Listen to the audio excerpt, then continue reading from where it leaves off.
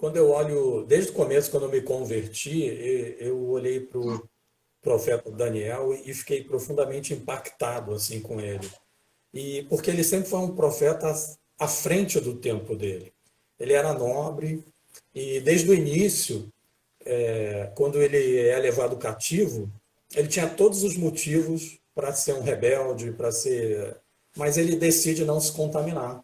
Então, uma sabedoria, é um profeta à frente do tempo, ele exala a escatologia do começo ao fim, ele passa por reinos, ele tem uma sabedoria e até no final ele entra até na cova dos leões dizendo o seguinte: você é homem de Deus, cara, mas tu não está isento de nada, até da cova dos leões. Mas a última palavra é de Deus. Olha o nosso amigo aí. Pastor Ricardo Souza, seja muito bem-vindo, meu amigo. Oh, glória a Deus, aleluia. O frio deu uma trégua aí no Paraná, pelo visto, né? Você tá mais desposado aí, mais tranquilo, olha, mais com cara de verão. Não podia ter ficado melhor. Tá muito bom. Nós estamos falando que o Daniel é espetacular. Mas para quem não está familiarizado com a escatologia e com o Daniel, nós sabemos que realmente a pessoa bate o olho e fica confuso com aquela bicharada que aparece ali, né? Porque é animal, é leopardo, é uma besta que tem hora que parece que é um Godzilla, parece que é um dinossauro, e tem um urso com 3 costelas na boca, e o negócio é forte. Então, quando a pessoa tem um contato diretamente com aquilo ali, ela fica meio confusa. Aí eu fiz o seguinte, antes de nós orarmos aqui, só de introdução mesmo. Que possamos os três, juntamente com todos vós, termos um tempo realmente proveitoso. Querido Deus, estamos aqui, Pai, como servos, Pai, que o Teu Espírito Santo, Pai, venha nos dar entendimento, esclarecimento, iluminação da palavra, Pai. A revelação está pronta. Nós oramos por iluminação e pedimos que a presença do Teu Espírito realmente traga não apenas conforto, abrigo, aquele que porventura possa estar cansado neste início deste painel escatológico, mas também traga esclarecimento, Pai. Usa-nos, ó Deus, como instrumento. Por isso oramos e agradecemos. Em nome de Jesus. Amém. Amém. Glória a Deus. Muito bom essa palavra nessa oração. Então, pastores Ricardo, é o seguinte. Estamos aí com essa temática, profecias de Daniel para hoje. Separei algumas referências bíblicas, eu vou ir lendo elas, não todas de uma vez, eu vou indo por partes, como essas duas que eu vou ler agora, em correlação, e provocá-los a falar por que eu separei essas referências bíblicas? Porque eu acredito que elas são o gatilho que vai ajudar o público leigo, ou mesmo iniciado, e vai ser bom até para quem já é aprofundado, para organizar a ideia, apesar de que eu não vou começar no capítulo 1, na verdade, eu vou ler o 8:17 e o 12:4. Daniel 8:17 e 12:4. Porque eles trazem assim uma informação muito importante para nós no que se refere à escatologia. Esse 8:17 e esse 12:4 vai contar para eles por que Daniel não entendeu e por que o título da nossa live é esse hoje. Olha só, o 17. Veio, pois, para perto de onde eu estava. Ao chegar ele, fiquei amedrontado e prostrei-me com o rosto em terra. Mas ele me disse, entende, filho do homem, pois esta visão se refere ao tempo do fim. E aí eu vou ligar com Daniel 12:4. Daniel 12:4. Tu, porém, Daniel, encerra as palavras e sela o livro, até ao tempo do fim. Muitos o esquadrinharão e o saber se multiplicará. Em ambos os capítulos, gente que está em casa, quem está falando com o profeta Daniel é o anjo Gabriel, dizendo para ele que essa visão, tanto no 8:17 quanto no 12:4, ele está informando que essa visão trata-se de escatologia. Porque em ambos os versículos ele está dizendo que é para o tempo do fim. Por isso o tema da live de hoje é profecias de Daniel para hoje, para o nosso tempo. Porque estamos vivendo o tempo do fim. E o próprio anjo Gabriel, ao trazer-lhe a visão, lhe dá essa conotação. Né? Pastor Ricardo Martino sempre chama a atenção que mais de 1/3 da Bíblia é composto de profecias bíblicas. Então é muito importante que as pessoas entendam, porque isso vai ajudar a interpretar, por exemplo, o fato de que Daniel está no Antigo Testamento, mas ele não é um livro só de história, ele é um livro de escatologia. Ele é um livro para o tempo do fim. Comentem essa parte aí, por favor. Quer começar, Xará? Posso tentar, né? Dar uma introdução. Então, A minha é vocês estão muito me ouvindo? forte. Estou Estamos. ouvindo. Vocês estão me ouvindo? Meu Google é com emoção aqui, então eu estou Eu segurando. achei que... Eu só quero ressaltar, na verdade, na introdução, não vou me estender, porque eu acho que o texto é explicativo. Eu Exato. só quero lembrar o pessoal que o fato de que o Gabriel tenha pedido a Daniel que encerrasse, é isso que uma das coisas que me chama a atenção, que encerrasse as palavras e selasse o livro até o tempo do fim, não significa que isso está encoberto. É isso que eu quero ressaltar. Que às vezes a gente pode... mas espera aí, se o próprio anjo falou para Daniel, encerra isso, encerra esse processo, encerra, porque isso aí não tem a ver nem contigo, então por que o anjo falaria para Daniel? Não faria sentido. Por que o anjo revelaria?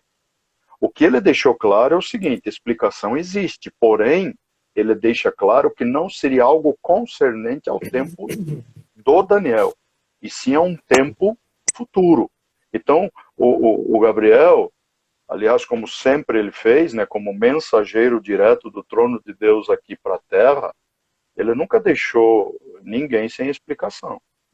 A gente vê isso na trajetória do anjo Gabriel, e com Daniel não foi diferente. Então é importante ressaltar isso. Isso aí o pessoal tenta inventar porque o próprio anjo mandou selar. Então se mandou selar, como é que ele sabe? O anjo mandou selar porque não era para o tempo dele, mas era para ser preservado. Há uma diferença entre ser explicado e ser preservado. As explicações, eu imagino, né? O livro de Daniel, um livro assim cirúrgico. Para Daniel foi um livro presente com visão futura. Para nós é um livro que revela uma situação geopolítica, que eu considero Daniel um livro muito mais histórico-político do que propriamente religioso, embora ele esteja envolto em alguns aspectos religiosos, mas o que a gente vê muito é questão governista, questão sucessória, do passado que hoje para nós é passado, para Daniel era presente, né? Para o nosso presente que para ele era futuro e para o futuro de todos nós. É como eu consigo estabelecer Daniel, um livro de revelação. Nós chamamos um livro profético, mas eu vejo Daniel como digamos assim, as mesmas características, a mesma essência da revelação dada a João, o Apocalipse, dado a João. Então, é isso que eu queria ressaltar. Então, não vamos inventar, gente. Vamos estabelecer aquilo que Deus já revelou a Daniel e que Gabriel, o selar não significa esconder, mandou guardar para que o futuro pudesse ter acesso. É muito simples. É o que o texto diz. Não podemos inventar o que o texto não diz. Então o texto diz isso e nós estamos aqui hoje tentando desossar e obviamente, buscando as explicações essencialmente bíblicas para isso. É o que é importante, né? Com coerência, com coesão, com sabedoria, sem inventar, né? Sem alegorismos. É mais ou menos essa linha que eu gosto muito de dar a Daniel. Não sou o expert, mas eu creio que é um dos livros que eu mais admiro. Perfeito. Excelente. Eu entendo que Daniel, ele era muito amado e a Bíblia diz isso, né? E a mensagem de Deus vai para ele: você é um cara muito amado, cara. Por quê? Porque desde o começo, apesar das circunstâncias, ele decidiu não se contaminar. Desde o início, ele é levado cativo por erros da nação dele, por não guardar o tempo de Deus. E ele não se revolta, ele decide não se contaminar. A vida é cheia de decisões. E como o pastor narrou em Daniel 8, assim como Daniel 12, existe o começo, o fim, mas como ele era um homem de muita oração, ele orava 3 vezes por dia, direto para Jerusalém, ele tinha sonhos, ele tinha revelações, ele era um homem muito especial, ele era um homem à frente do seu tempo, ele era um profeta maior, classificado como um profeta maior, à frente do seu tempo. E o ápice de Daniel, ele tem o começo e o final, abre e fecha Daniel 8, Daniel 12, e vai num versículo de Daniel 9, 24, onde as 70 semanas de Daniel são colocadas e toda a humanidade, queira ou não, goste ou não, está dentro desse versículo 24, obviamente, estou conjecturando, mas 70 semanas são determinadas para o seu povo, para a sua santa cidade, e aí ele segue todas as instruções, mas se as pessoas se atentassem para Daniel 9, 24, não teria nenhum tipo de discussão em relação a pré-tribulacionismo e pós-tribulacionismo, porque a tribulação está dentro das 70 semanas de Daniel e ela foi dada para o seu povo e para a sua santa cidade, ou seja, Daniel era judeu e de Jerusalém. Então iria por terra essa questão do pós-tribulacionista, a gente pode dissecar um pouquinho, como o pastor Souza disse, mas acabaria a discussão. E ele vai em pontos importantíssimos, como as 70 semanas de Daniel, ou a estátua que começa com a cabeça de ouro e termina com os pés de ferro e barro. Quer dizer, uma visão totalmente sistêmica de todo o processo do plano de Deus. Então é maravilhoso, ele foi escolhido, ele era muito amado. Então a gente vai, nessa live, falar um bocado, que é um profeta, é um capítulo delicioso da Bíblia. Ótimas introduções, excelentes, em ambos os casos. Inclusive, quando o pastor Ricardo Souza traz para nós essa explicação de que esse selamento é porque o cumprimento dela é futuro. Mas Gabriel deu as respostas, deu as orientações. Inclusive, essa sequência de referências que eu vou seguir lendo para então abrir esse nosso leque de coisas, como o pastor Ricardo Martino trouxe aqui, porque a profecia mais importante de toda a Bíblia é a das 70 semanas, e nós já vamos falar dela, mas esses versículos introdutórios que eu estou trazendo, eu creio que vai servir de chave de interpretação profética, gatilho disparador, para ajudar os irmãos que estão em casa. A segunda, então, a linha de referências, que eu acredito que vai ajudar a dar o norte, é Daniel 8,19, que nós lemos 8,17 com 12,4. Agora nós vamos ler 8,19 com Lucas 21, 23. Por quê? Porque o 8,19 dá uma explicação, ou ele traz uma revelação. Vou pegar aqui a palavra emprestada do pastor Ricardo Souza. O 8,19 ele traz uma revelação, e o Lucas 21, 23 traz uma explicação. Nós acabamos de aprender no 8,17 e no 12,4 que é para o tempo do fim, que são profecias para o tempo do fim. O verso 19 ele diz assim: e disse, quem disse? O anjo Gabriel: eis que te farei saber o que há de acontecer no último tempo da ira, porque essa visão se refere ao tempo determinado do fim. Então, além de concordar com o verso 17, dizendo que é para o tempo do fim, ele traz uma informação muito importante que Jesus vai confirmar lá em Lucas 21. E aí, pastores Ricardo, eu sei que vocês já me ouviram dizer isso, tem muitos escatólogos que falam essa frase, eu acredito, inclusive, que vocês dois também falam, que é dizer que as profecias bíblicas, principalmente por causa de Daniel, elas são recapitulativas e cumulativas. O profeta retoma e acrescenta. Ele retoma e acrescenta. Então, no verso 19, ele diz: e disse, eis que te farei saber o que há de acontecer no último tempo da ira, porque esta visão se refere ao tempo determinado do fim. Então, no tempo determinado do fim, ou o tempo determinado do fim, também será o tempo da ira.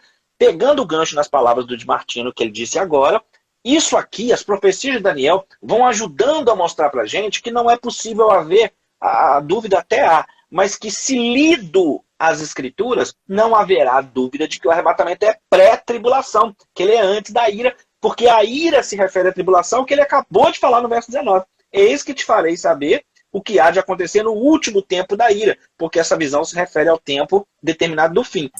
Tanto é assim que quando nós vamos para Lucas 21, 23, Jesus disse: ai das que estiverem grávidas e das que amamentarem naqueles dias, porque haverá grande aflição na terra e ira contra este povo. Por que correlacionar essas duas passagens é tão importante, Daniel 8 e 19, com Lucas 21, 23? Porque o povo que o pastor de Martino chamou a atenção, teu povo e tua santa cidade, é o povo de Israel, é o povo judeu. E o versículo 8 e 19 está dizendo que essas profecias são para o tempo do fim, que é um tempo de ira sobre aquele povo. E Jesus confirma isso no verso 23, quando ele diz, ai das grávidas e tal, porque haverá grande aflição e ira contra este povo.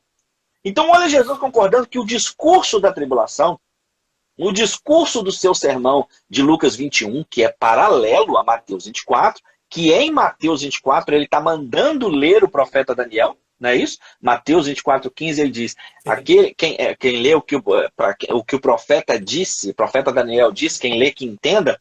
Então o próprio Jesus está condicionando o sermão escatológico, o sermão de dores, o sermão tribulacional às profecias de Daniel. Por isso a leitura de Daniel 8:19 com Lucas 21:23, porque fala que o tempo da ira é para este povo. Por que o tempo da ira é para este povo Israel? Porque eles quebraram a lei, foram um escândalo para as nações e principalmente rejeitaram o Messias. Comenta aí, pô. Eu só queria falar bem rapidinho, porque no versículo 19, a palavra ira, o tempo da ira, é muito forte. Né? A gente dá para ver que é um período de tribulacional. Aí é um tempo de muita tribulação. E, de novo, ele está tratando com Daniel. Ele não está tratando com os apóstolos da igreja primitiva. Esse é um tempo muito antes de Jesus. E ele fala desse tempo da ira. Isso me chama muita atenção, que bate com Lucas 21 perfeitamente. E depois também é porque essa visão se refere ao tempo determinado do fim. Uma pessoa desavisada vai achar que o mundo vai acabar. Porque, como a gente sempre cita na cronologia cristã, que de Adão até Abraão são 2000 anos, de Abraão até Jesus são 2000 anos, Jesus até a era da igreja, mais 2000 anos, estamos entre Adão e a época da igreja, entre 6.000 e 7.000 anos. A gente está entre o sexto e o sétimo dia da criação, porque existem períodos, ciclos, e no sétimo dia é o Shabá, o milênio, e o 8 é a eternidade, Nova Jerusalém. Então, para o desavisado, vai falar, caramba, é um tempo determinado do fim, socorro. Não, meu filho. Quer dizer o seguinte, existem iras e existem tempos determinados para essa ira, para acontecer exatamente no final. No final, entre o arrebatamento da igreja antes, a ira e o milênio. É uma sequência. Pastor Ricardo Souza. Eu creio que estamos no fim do sexto dia, né? Olhando para a criação a partir do ser humano, que é o relevante para Deus, né? É o mais relevante, e na verdade é o alvo de grande desafeto do Satanás, né? Porque tudo isso que a gente vê na história, inclusive esse processo de construção e desconstrução que a gente vê na Bíblia, a gente vê em função do ser humano. O ser humano que é o alvo, o grande calo, a pedra no sapato do diabo, né?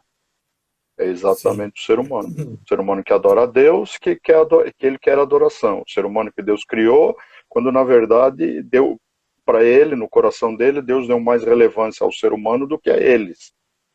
do que a ele. Eu acredito que até talvez tenha sido essa. Já que ele falou sobre a questão do conhecimento para Eva e para o Adão, mas não é isso, não. Deus é que não quer que você saiba. Com certeza ele usou o mesmo tipo de mecanicidade para convencer um terço dos anjos.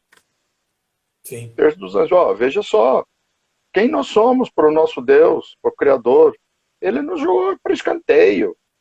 Estou inventando, tá, gente?